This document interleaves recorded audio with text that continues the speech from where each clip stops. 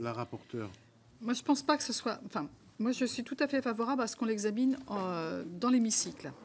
Moi, ce que je vous propose, c'est de retirer cet amendement pour l'instant, de le rédiger en précisant ce qui a pu être exprimé par les uns et par les autres, puisque sur le fond, nous sommes d'accord, et qu'on puisse avoir le temps de rédiger quelque chose qui convienne et qui lance véritablement un message fort. Donc, je vous le propose ainsi. Je rappelle, par rapport à ce que disait M. Lefebvre, que certains des éléments que vous avez cités sont déjà dans la résolution qui avait été proposée par M. Peillon et M. Fromion. Donc on peut les reprendre, on peut réinsister et le reprendre dans le rapport annexé, ça ne pose pas de problème. Mais je pense qu'il vaut mieux prendre un peu le temps et de le voir. Je ne pense pas que c'est ce soir qu'on va être capable de rédiger, ou alors on va l'amender à la marge. Et je ne pense pas qu'on aboutira à un texte qui je ne pense pas que ce sera une bonne chose. Je pense qu'il faut véritablement travailler sur quelque chose de plus important. Madame la Présidente, moi j'ai le sentiment en tout cas que ça pourrait peut-être être complété. Excusez-moi, mais je souhaite qu'on respecte les ordres de prise de parole et M. Pueyo avait demandé la parole. Après, je vous passerai la parole. Oui. Président, pour répondre, il y a actuellement un projet de résolution qui sera en discussion au Parlement le 8 juin sur cette question-là. Par la Commission des affaires européennes et la Commission des finances sur les efforts faits par certains pays dans le cadre des OPEX notamment.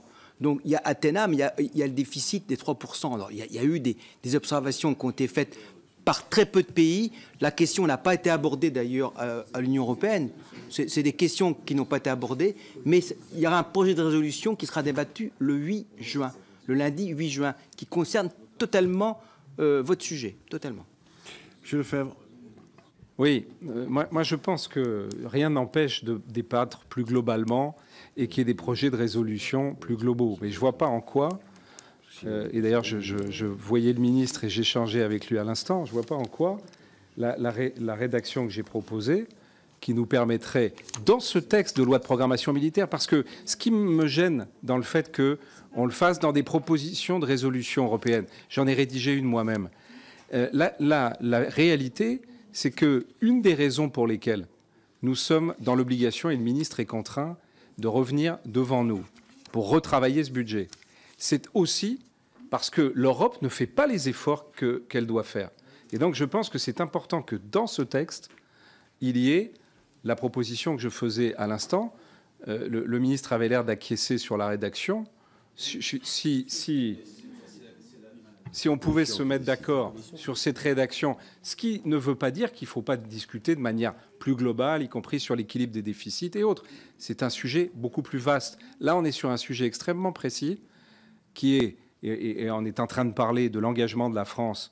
Et si on est ici réunis autour du vous et du projet du gouvernement, c'est bien parce que on est obligé de revoir la copie en raison du terrorisme, en raison de l'engagement de la France sur les théâtres d'opération, et notamment parce que l'Europe n'est pas au niveau en termes de financement. Donc ça me paraît extrêmement important que dans ce texte, il y ait cet élément. Bien, monsieur Folliot, est-ce que vous acceptez la proposition de Madame la rapporteure de retirer votre amendement et de le retravailler pour le redéposer en séance avec tous les éléments qui ont été dits par les uns et par les autres? Écoutez, j'accepte cette proposition. Je redéposerai